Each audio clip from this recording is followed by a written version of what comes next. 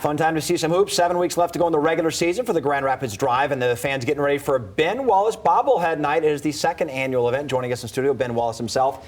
He is the co-owner of the organization. We met with you a year or two ago when the role was first coming on. Let's talk about the bobblehead. The fans love the bobbleheads. Your personal opinion of your bobblehead. Do you like the way it looks? Do you think it looks like you? And what do you think of all this attention? I like the bobblehead. We was able to throw out a couple of ideas, trying to figure it out. And, I think the bobblehead this year represented the transition that I'm, trying to make from basketball player to, business side. For sure. Absolutely. There's a good look at it right there. Or that was the first one, I think. Now let's talk about you guys. Where are you in the standings? How are things going in your role as co-owner and, the state of the franchise overall right now? How's the fan support? We're sitting pretty good. We're like in the 6th spot in the East, second in our division. And, the fan support has been great. Fans come out and, show a lot of love, and they come out and support our guys, and our guys go out in the community and show the same type of love and respect to the fans. For those who don't know, it's one of the most bang for your buck killer deals with, first of all, people who've never been to the Deltaplex. It's a really intimate setting, so you're really close to the action. And the tickets are just like some $4 for $44 rates and things like that, right? Yeah, it's a great arena. It's not a bad seat in the arena. No, not at all. And like I said, our fans come out and support. We try to engage with our fans, try to get them active. We bring some of them down on the floor, let them shoot half-court shots and stuff like that with a chance to win up to like $1,000 or whatever.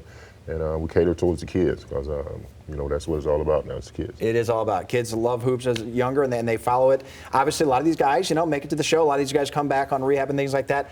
Pistons just came down with a big trade. Drummond sent over to Cleveland, I believe, right? You played there as well, didn't you? Right. Yeah. What do you think of the trade? Pistons fans might say, hey, this is kind of disappointing. Do you look at it as a salary cap clearing trade, or what can you say about it? It's a good trade for the Pistons. It's a good and bad trade for the Pistons. Okay. Drummond is a guy that, the city has really come to love.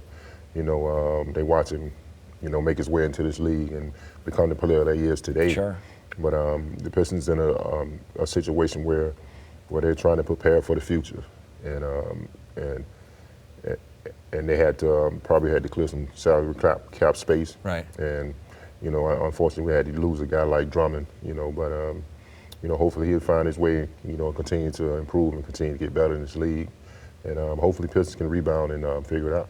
So when you get a big haul in the salary cap, maybe next year, do you anticipate maybe going after some guys? I know you can't talk about players, it's tampering and things like that, but would a fan say, hey, at least maybe this offseason we can look forward to filling that salary slot with some quality players?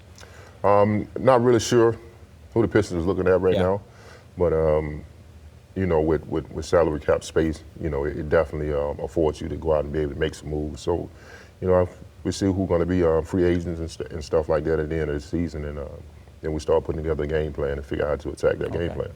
It makes sense. Real quick, I'd be remiss if I didn't bring up Kobe. You guys played against Kobe in '04 in the championship. Where were you? I know I saw a public statement from you on the website. Just overall, in a nutshell, your gut feeling about it all. Very, tragic incidents, for Kobe and his daughter, and the rest of the people that was on the helicopter with him. I know Kobe loved flying in the helicopter, and did it many times before. Right.